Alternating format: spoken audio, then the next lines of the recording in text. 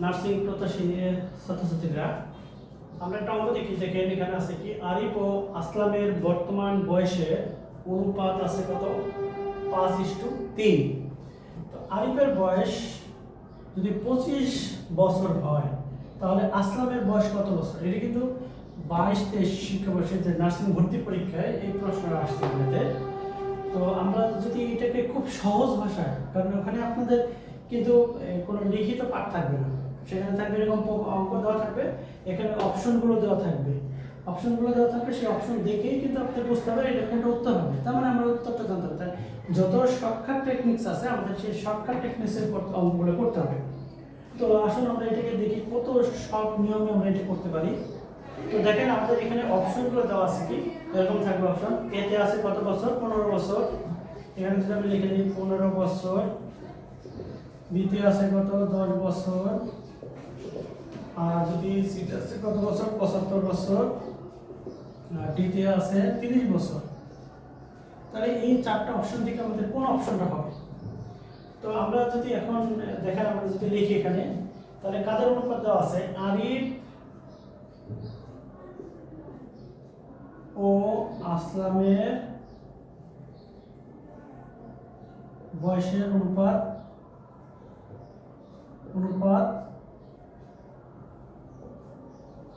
দেওয়া আছে কত? 5:3। তো সুতরাং এখন যদি এখানে কার বয়স দেওয়া আছে? আরিফের বয়স দেওয়া আছে, তাহলে যদি এরকম লিখি আরিফ 25 বাই কার বয়স বের করতে হবে? আসলাম, সমান 5/3।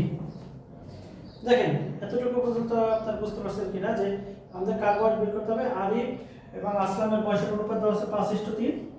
তাহলে আমাদের এখানে বয়স দেওয়া আছে কার? আরিফের বয়স দেওয়া আছে 25 বাই এসে কার বয়স বের করতে হবে? আসলামের বয়স। অনুপাত দেওয়া আছে 5:3, লিখলাম 5/3। তো এখন যদি আমরা দেখেন, এখন যদি আমরা এটাকে কি করি, হ্যাঁ এটাকে আর গুণ করে যদি করি, যদি মনে করেন লিখতে পারি আসলাম সমান 25 গুণ 3 ভাগ হয়েছে 5। কারণ এইটা দিয়ে এটা গুণ হবে, এটা দিয়ে এটা গুণ হবে ভাগ। তাহলে এখন দেখেন এটা দিয়ে এটা যদি কাটি 5×5 = 25, তাহলে সমান এই 3 গুণ 5 হলে 15। তাহলে এখানে 15 বছর কোনটা আছে? সেটাই আসলামের বয়স। তার মানে এটা সঠিক উত্তর। আসলামের বয়স হচ্ছে কত বছর? 15 বছর। তাহলে খুবই সহজ। আপনার যদি এটাকে অন্য আরোভাবে করা যায়, সেটা হচ্ছে আমরা যদি শর্ট করে করি, আমরা এটা একটু দেখি শর্ট করে যদি করতে পারি, এত লেখালেখি বাদ দিয়ে যদি আমরা, কারণ আমাদের ওখানে লেখার দরকার নেই, তো সেই ক্ষেত্রে আমি যদি লিখি, দেখেন যে 25 বাই আসলাম সমান 5/3। তাহলে এখন এটা তাহলে আসলাম